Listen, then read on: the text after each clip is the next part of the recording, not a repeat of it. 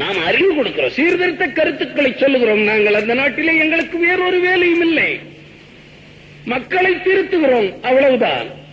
குழந்தைகளை படிக்க வைக்க வேண்டும் என்று சொல்லுகிறோம், கேட்க மாட்டேன் என்கிறார்கள். இங்கே பார்க்கிறேன் 6:30 மணிக்கு குழந்தைகள் ஸ்கூலுக்கு போகுது. இந்த காட்சி எந்த நாட்டிலே பார்க்க முடியும்? இப்படி தமிழன் படித்த காலத்தை சேரன் சோழன் பாண்டியன் காலத்திலே கூட படித்ததில்லை. தமிழர்கள் குழந்தைகள் படிக்கிறார்கள், தாயும் படித்தவர்கள், தந்தையும் படித்தவர்கள். பள்ளியிலே இருந்து வந்ததும் என்ன படித்திருக்கிறாய், என்ன மார்க்குன்னு கேட்கிறான். அதனால எல்லாம் படித்தவர்களாக இருக்கிறீர்கள் தமிழர்கள். அந்த நாட்டிலே படிப்பில்லை, மக்கள் படிப்பு கொடுத்திருக்கிறார்கள், படிக்க போக மாட்டார். இங்க 6:30 மணிக்கு எழுந்திருச்சது குழந்தைங்க, அங்க 10:30 மணிக்கு எழுந்திருக்க. ஆடு மாடுகளை அவுத்து விட்ட மாதிரி விடுவானுங்க. நேரம் அங்க கஞ்சி ஊத்துற இடத்துல போய் சுத்தி உக்காந்து டான்ஸ் பண்ணும், அவ்வளவுதான். ஒன்னு கையை விட்டு சாப்பிடும், ஒன்னு காலை விட்டு சாப்பிடும். சாப்பிட்டுட்டு நேரம் எங்கேயா போயிடும்,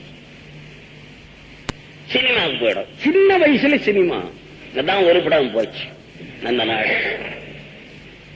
தாய் தகப்பன் கண்டிக்கிறது இல்ல, குழந்தைய கேட்பான், எங்க நான் போயிட்டு வந்தேன் இன்னைக்குன்னு.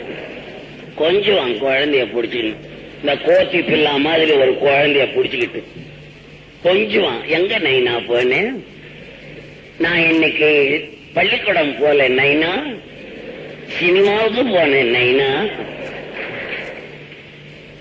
குழந்தை பார்க்கக்கூடிய சினிமாவா தமிழகத்திலே எடுக்கிறார்கள். பெரியவனை பார்த்து கெட்டு போய் கிடக்கிறான். மனுஷன் உள்ள போய் பார்க்க முடியாது, அவ்வளவு ஆபாசமான பாடல்கள். ஒவ்வொரு வார்த்தைக்கும் 3 அர்த்தங்கள், தவறான பாதையிலே உள்ள அர்த்தங்கள். பார்க்கலாமா சினிமாவே, அடிக்கணும் தகப்பன். அந்த நிலை அந்த நாட்டிலே வரவில்லை. நல்லா இருக்காடான்னு கேட்பான். என்ன படட்டா பார்த்தேன் நான் வாங்கினேன். ஜெமினி கணேசன் சாவித்திரி, இவன் சிவாஜி கணேசன் சாவித்திரியை போட்டு டப்பாங்க குத்துறாங்க, அதை பார்த்தேன் நான். அவங்க ஆக்ட் செஞ்சதெல்லாம் இவன் அறிவு கேட்டது. டப்பாங்குத்துனதுல அவ்வளவு டேஸ்ட் அங்க அறையணும். டப்பாங்குத்துறத பார்க்கலாமா பார்க்கலாமா, அவங்கிட்டே அப்பன் கேட்பான், நல்லா இருக்காடா நான்.